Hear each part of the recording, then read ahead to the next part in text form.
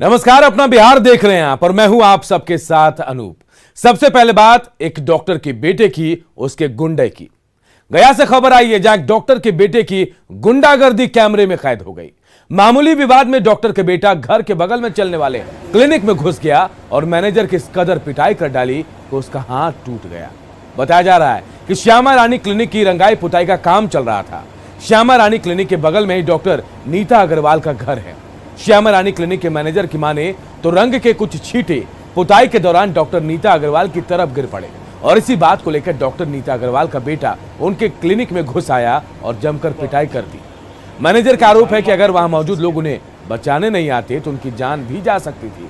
इस मामले में दोनों ही तरफ से थाने में शिकायत दर्ज कराई गई है। मैडम के नर्सिंग होम में थे, मैं उनके मैनेजर के रूप में काम करता हूँ। डॉक्टर नीता अग्रवाल के जो बेटे हैं वो आए मेरे पास और आगे बोलने लगे कि तुम किससे पूछ के जो है से बांस वाली मेरे बाहर में गाड़ दिया। मैंने आपके माता जी से हम पूछे हैं। इतने कहने के बाद जो है से हमको गाली गलौज और मारपीट करना शुरू कर दिया। आँख मेरा इस तरह से मारा है, कैमरा में जांच किया जाए। यदि मेरी यहाँ के स्टाफ यदि नहीं जाती तो समझिए कि मेरा आँख को डैमेज कर दिया। किस विवाद को लेकर विवाद था कि यहाँ पर पेंटिंग हो रहा है तो बांस उस लगाए हुआ था। पहले भी बात हो चुकी थी, इसके पहले भी हम लोग का रिपेयरिंग वर्क हुआ था ना, तो बात हो चुकी थी और सत्येंद्र पहले भी इनसे 10 दिन पहले पूछ चुका था। तो हम लोग अब आया नहीं था मजदूर, इसलिए लेट हो गया। नहीं तो पहले ही बात वो बोली थी 9 तारीख के अंदर तक आप लोग कर लीजिएगा। और अब बात कटिहार के, जहां भीड़ ने एक बार फिर कानून को अपने हाथ में लिया। सरेआम यहां कानून का मजाक उड़ाया गया। नगर थाना क्षेत्र के चालीसा हटिया में चोरी के आरोपी की भीड़ ने जमकर पिटाई की। बताया जा रहा है कि आरोपी युवक एक दुकान से नकद और तराजू की चोरी कर भाग रहा था, जिसे लोगों ने पकड़ लिया। स्थानीय लोगों का आरोप है कि इससे पहले भी ये युवक कई साइकिलों को चुरा चुका है। हाथ पैर बांधकर पिटाई करने के बाद जब भीड़ का मन भर गया तो पुलिस को बुलाकर युवक को पुलिस के हवाले कर दिया गया।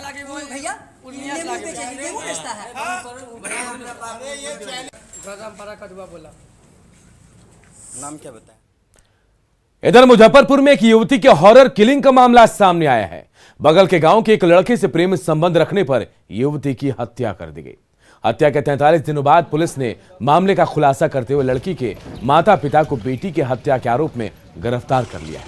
इस मामले में कई अन्य आरोपियों की गिरफ्तारी के लिए पुलिस छापेमारी कर रही है। घटना मनियारी थाना क्षेत्र के माधोपुर सुस्सा गांव की है। आपको बता दें कि 1 जून को कुर्नी थाना क्षेत्र के चंद्रहड्डी गांव में पानी से भरे गड्ढे में एक युवती का शव मिला था। मृतक के चेहरे को बुरी तरीके से क्षतिग्रस्त कर दिया गया था ताकि उसकी पहचान ना हो पाए। 2 जून को एसकेएमसीएच में मृतक के परिजनों ने शव को पहचाना और युवती की हत्या का आरोप लगाते हुए हंगामा भी किया। मौके पर जब पुलिस पहुंची तो परिजनों ने पड़ोस के 2 युवकों पर लड़की के अपहरण और हत्या का आरोप लगा दिया। बाद में जांच के बाद पुलिस ने पूरे मामले का खुलासा किया। जब इन्वेस्टिगेशन चला तो मालूम पड़ा कि वो जो लाश है वो परिवार वालों ने खुद ही उसको मारा था। इस लड़की का संबंध एक लड़के के साथ था जो कि लोकल लड़का था और उसी के चलते परिवार वाले इसके विरोध में थे। लड़की का मोबाइल भी तोड़ा, जब्त किया, घर में लड़की को मारा। उसके बाद पड़ोस की एक लड़के से ऑल्टो गाड़ी लिया, ऑल्टो गाड़ी में ले करके कुर्नी में एक जो तालाब है वहाँ जाके उस लाश को फेंक दिया। इधर समस्तीपुर में 2 घंटे के बाद जाम को खत्म कर दिया गया। एसडीओ समस्तीपुर ने मौके पर पहुंचकर लोगों को आश्वासन दिया कि आज ही से जल निकासी का काम शुरू कर दिया जाएगा। इसके बाद नाराज लोग शांत हो गए और जाम को हटाया गया। आपको बता दें कि सोमवार को भी पंजाबी मोहल्ले के लोगों ने जल जमाव की समस्या को लेकर घंटों जाम रखा था। उन्हें लिखित आश्वासन मिला, लेकिन आश्वासन के बाद भी जब कोई कार्रवाई नहीं हुई तो आज भी उन लोगों ने जाम लगा दिया।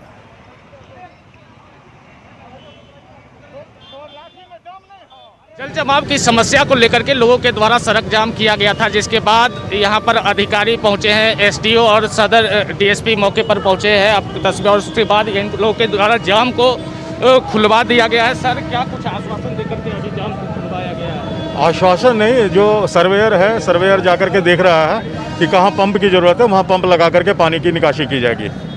सर, लोगों का कहना है कि जो कहा गया था प्रशासन के द्वारा उस पर अमल नहीं किया गया, जिसके कारण सड़क पर नहीं, जहाँ जरूरत थी, आवश्यकता थी छोटे पंपों की, वहाँ छोटे पंप लगाए गए हैं। अभी सर्वेयर जाकर दिखेगा चूँकि नगर परिषद का चीज़ है, नगर परिषद जाकर के दिखवा रहा है।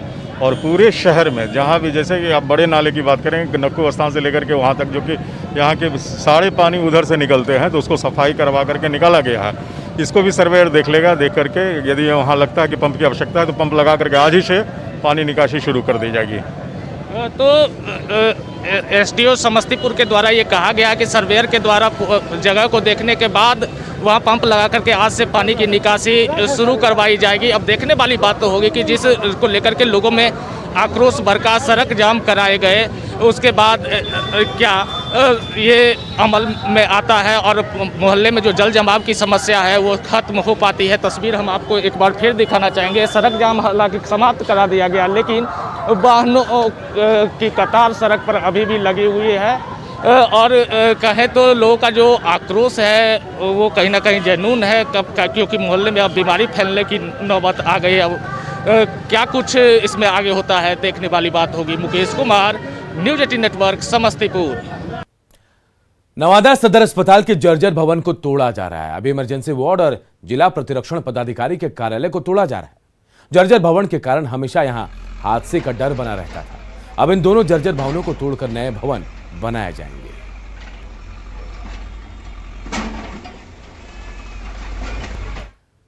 खबर वैशाली से, जहां शराब तस्करी के खिलाफ अभियान में पुलिस को बड़ी कामयाबी मिली। भगवानपुर स्थित एक लाइन होटल से शराब की बड़ी खेप जब्त की गई है।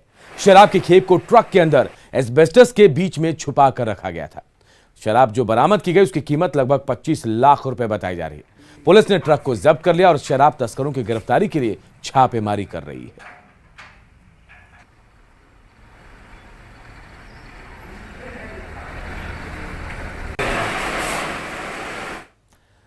दरभंगा के कुशेश्वर स्थान इलाके में बाढ़ का पानी अब पूरी तरह से फैल गया है।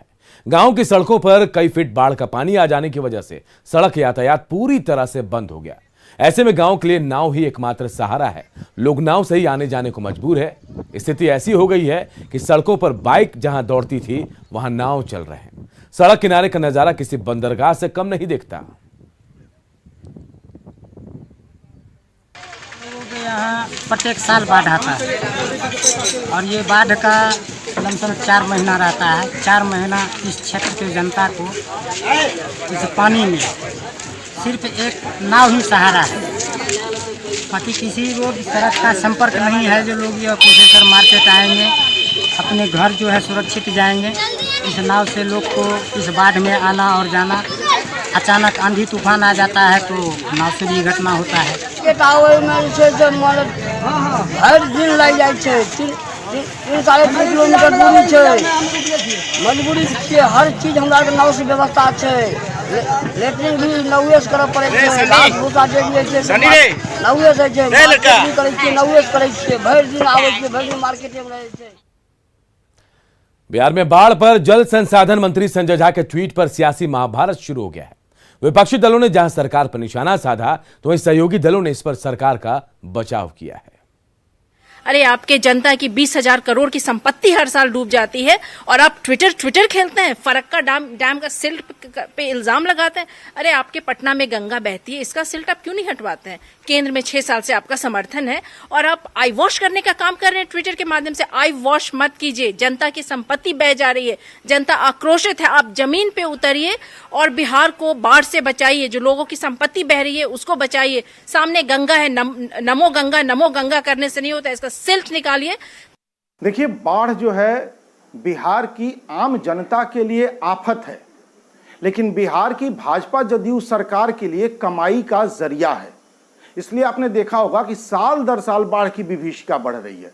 मतलब साल दर साल यहाँ के तटबंध कमजोर हो रहे हैं, बांध कमजोर हो रहे हैं, मरम्मत ही नहीं की जा रही है तो कमजोर हो रहे हैं। तो एक मोटी कमाई है जिसका हिस्सा सब में बंट रहा है। बाढ़ बिहार के अंतर्गत जो प्रत्येक वर्ष होता है, माननीय अटल बिहारी वाजपेयी जी के समय का भी जो प्रयास है वो भी सबके संज्ञान में है कि किस प्रकार से डैम का निर्माण करके वहाँ राहत किया जा सके बिहार के दृष्टिकोण से।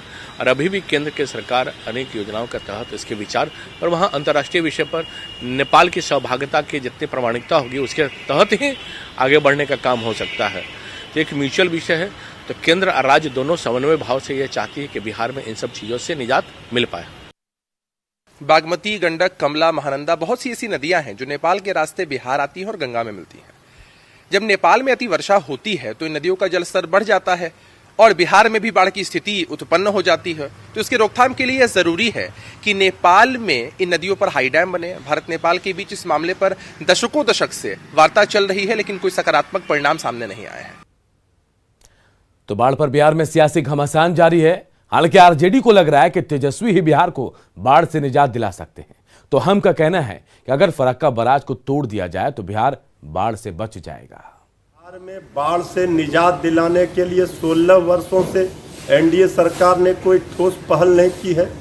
डबल इंजन की सरकार से कोई फायदा बिहार को नहीं मिला है। बिहार को बाढ़ से निजात दिलाने के लिए नीतीश कुमार जी की सरकार पूरी तरह से विफल रही है।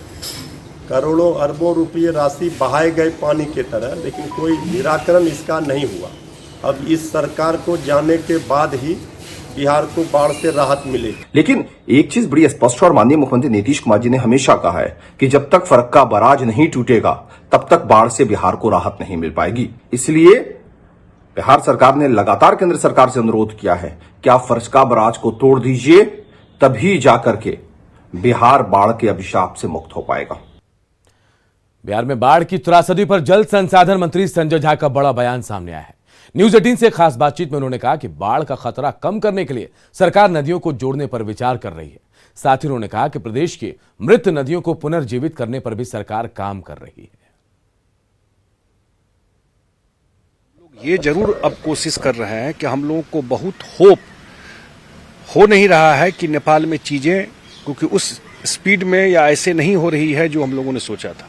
तब हम लोग ये जरूर प्रयास कर रहे हैं कि आने वाले समय में कि बिहार के अंदर जो छोटी छोटी नदी है उसको कैसे अगर इंटरलिंक करके इसके प्रभाव को अगर कम कर सकते हैं, खत्म की बात तो नहीं कर सकता हूं, तो वो जरूर हम लोग एक दो जगह मॉडल के रूप में एक्सपेरिमेंट बेसिस पर कोशिश करेंगे कि भाई ये करके देखें और उससे अगर उसका कुछ प्रभाव कम हो सके तो फिर आगे और जगह इसको इम्प्लीमेंट। यह बड़ी जानकारी दे रहे हैं कि नदियों को जोड़ने की योजना जिसके बारे में अटल बिहारी वाजपेयी जी जो प्रधानमंत्री थे उन्होंने शुरुआत की थी, तो बिहार अपने नदियों को जोड़ने की कोशिश करेगा अपने बूते या फिर केंद्र सरकार के बूते? क्या है ये, क्या है सर, प्लान क्या है? नहीं, ये सरकार अपने बूते ही और मुख्यमंत्री जी का भी कंसर्न है। कल भी मीटिंग ली उस पर उनका और उन्होंने कहा कि भाई आप लोग ये करके देखिए कि अगर बहुत सारा आपको रिवर है वो डेड हो गया तो उसको अगर खुदाई करके अगर उसको जिंदा करते हैं और वहां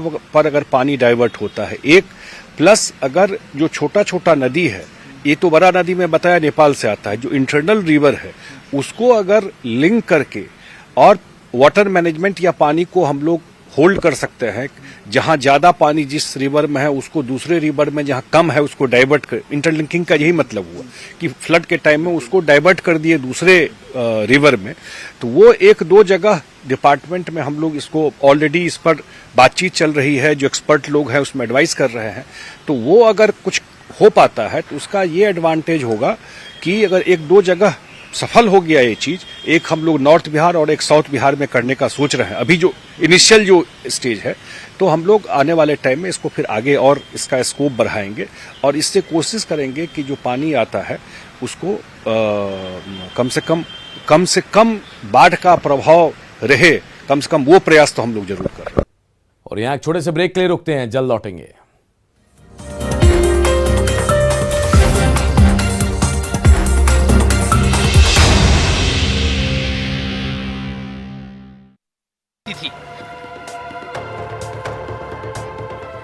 लेकिन आज उस सड़क पर बाढ़ का पानी इतनी तेज रफ्तार से बह रहा है कि पांव तक टिकना मुश्किल हो गया है।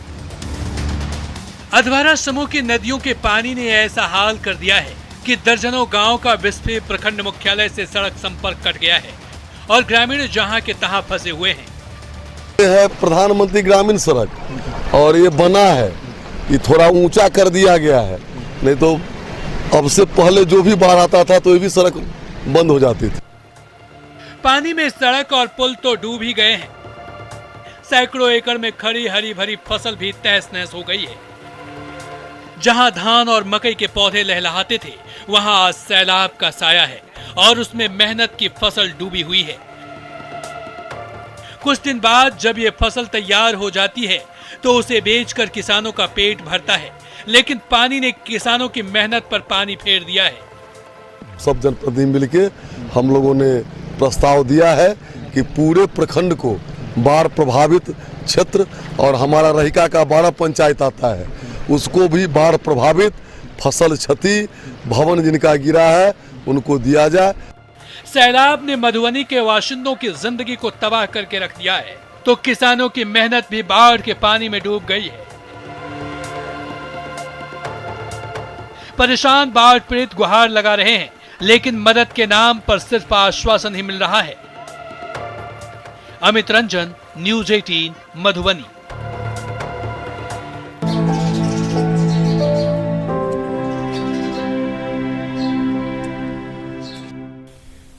सीतामढ़ी के सुप्पी में जल जीवन हरियाली योजना के तहत तालाब का सौंदर्यीकरण किया जा रहा है, जिस पर 27 लाख रुपए खर्च होंगे।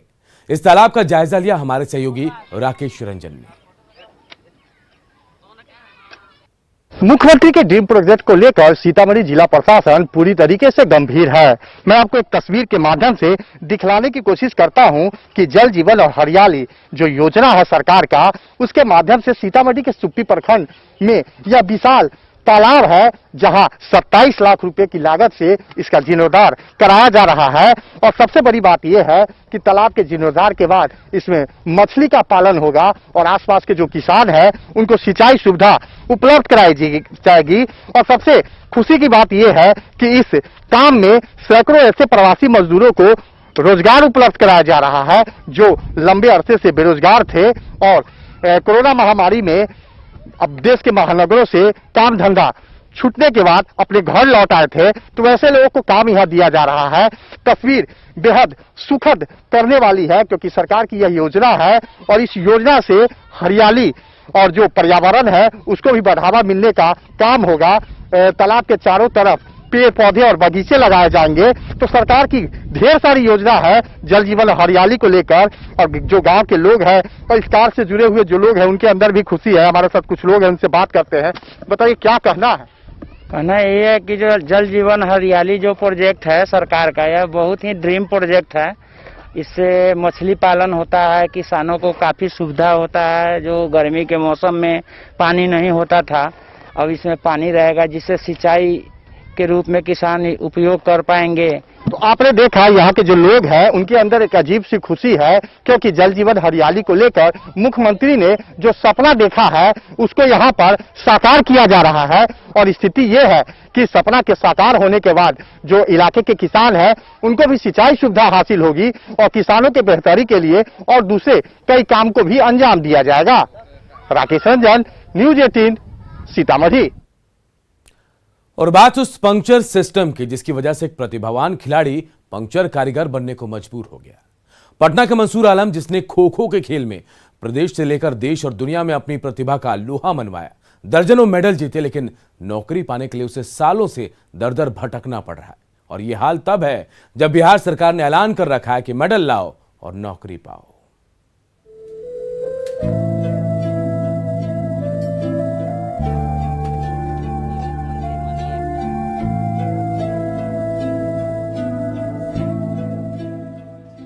जब सपना टूटने लगता है, उम्मीदों का चिराग बुझने लगता है और मेहनत भी बेकार पड़ने लगती है, तो इंसान टूट जाता है, थक कर बैठ जाता है। लेकिन पटना के मंसूर आलम ने हिम्मत नहीं हारी है और अपने खेल से भी तौबा नहीं किया है। जी हाँ, ये खो खो का अंतर्राष्ट्रीय खिलाड़ी है मंसूर आलम, जो किसी परिचय का मोहताज नहीं। पिछले 20 साल से खो खो खेल रहे हैं। इस खिलाड़ी ने अपनी अलग पहचान बनाई है। प्रदेश के साथ ही देश और दुनिया में मेडल जीतकर अपना परचम लहराया, लेकिन आज इन्हें 2 जून की रोटी के लिए संघर्ष करना पड़ रहा है। बिहार सरकार का जुमला है मेडल लाओ और नौकरी पाओ, लेकिन हालात का मारा यह खिलाड़ी आज NIT गेट के सामने पंचर बनाने को मजबूर है। अंतर्राष्ट्रीय खो खो खिलाड़ी हूँ। मैं 2000 से खो खो खेल रहा हूँ। आज तक मैंने इंटरनेशनल भी खेला है, बहुत सारे नेशनल भी खेला है, जो जिसमें बिहार का प्रतिनिधित्व किया है। 2018 में देश का भी प्रतिनिधित्व किया, मगर आज तक सरकार के साथ सरकार कहती है मेडल लाओ मैं नौकरी दूंगा। मैं आज 2010 से सचिवालय का चक्कर लगाते लगाते थक गया हूँ। घर में कोई नहीं है, जीवन यापन के लिए एक पंचर की दुकान है, उसी से अपना जीवन यापन कर मई 2017 को फादर का देहांत हो गया। उसका घर में कोई कमाने वाला नहीं है, इसलिए मजबूरी बस ये कर रहे हैं, पंचर बना रहे हैं। मंसूर ने अपने दम पर ब्रॉन्ज, सिल्वर और गोल्ड मेडल लाकर राष्ट्रीय और अंतर्राष्ट्रीय पहचान बनाई। साल 2018 में इसने भारत नेपाल के बीच खेले गए खो खो सीरीज में भी गोल्ड मेडल हासिल किया, लेकिन पंक्चर हो चुके सिस्टम से मायूस होकर अब ये गाड़ियों के टायर का पंक्चर बनाता है। किसी तरह चंद रुपए कमाकर अपनी विधवा माँ और बहनों की परवरिश करता है। पिछले 11 साल से दफ्तरों के चक्कर काट रहे मंसूर ने न्यूज 18 के जरिए सरकार से मदद की गुहार लगाई है। माननीय मुख्यमंत्री, माननीय खेल मंत्री से अनुरोध करते हैं कि हम लोग को कम से कम उचित जो जिस लेवल के खिलाड़ी उस लेवल में रोजगार मिलना चाहिए। इसलिए माननीय मुख्यमंत्री जी से हाथ जोड़ के निवेदन करते हैं कि हम लोग को कम से कम उचित अवसर मिले, जिससे कि पंचर ना बनाना पड़े। एक अच्छे खिलाड़ी को अपने पिता का सहयोग करता रहा, बीच में पिता का साया भी इसके सर से उठ गया और पूरे घर परिवार की जिम्मेवारी भी इस पे आ गई। पूरे घर परिवार की जिम्मेदारियों को देखते हुए खेल को साथ साथ चलाना अपने आप में कितना कठिन होगा ये आप अनुभव कर सकते हैं। तो ऐसी स्थिति में सरकार को इनका और इनके साथ जो भी खिलाड़ी हैं और भी दूसरे खेल के जो खिलाड़ी हैं उनको सहयोग करना चाहिए, क्योंकि खिलाड़ियों को जब सहयोग नहीं करेगी सरकार तो फिर कौन करेगी। मंसूर के दर्जनों सर्टिफिकेट देखकर आप अंदाजा लगा सकते हैं कि इसने अपनी पसंदीदा खेल के लिए कितना पसीना बहाया होगा, लेकिन सरकार को शायद इन उपलब्धियों का कोई मोल नहीं। कहते हैं वक्त से पहले और किस्मत के बिना किसी को कुछ नहीं मिलता, मगर अफसोस सिस्टम के पास वक्त नहीं तो मानो इनकी किस्मत ही खराब है। शायद यही सोच रहा है खो खो खिलाड़ी मंसूर आलम, क्योंकि सरकार कहती थी मेडल लाओ और नौकरी पाओ। मंसूर ने मेडल भी लाया, देश का मान भी बढ़ाया, बावजूद नौकरी नहीं मिली और पेंशन बनाने पर मजबूर है। रजनीश कुमार, न्यूज 18, पटना। और नेटवर्क 18 फेडरल बैंक संजीवनी गाड़ी भारत के कोविड प्रभावित जिलों में जारी है। वैक्सीन के लिए जागरूकता फैलाने की हमारी इस मुहिम में आप भी अपना सहयोग दीजिए। चलिए आपको दिखाते हैं संजीवनी गाड़ी अब तक कहां-कहां गई और आज कहां है।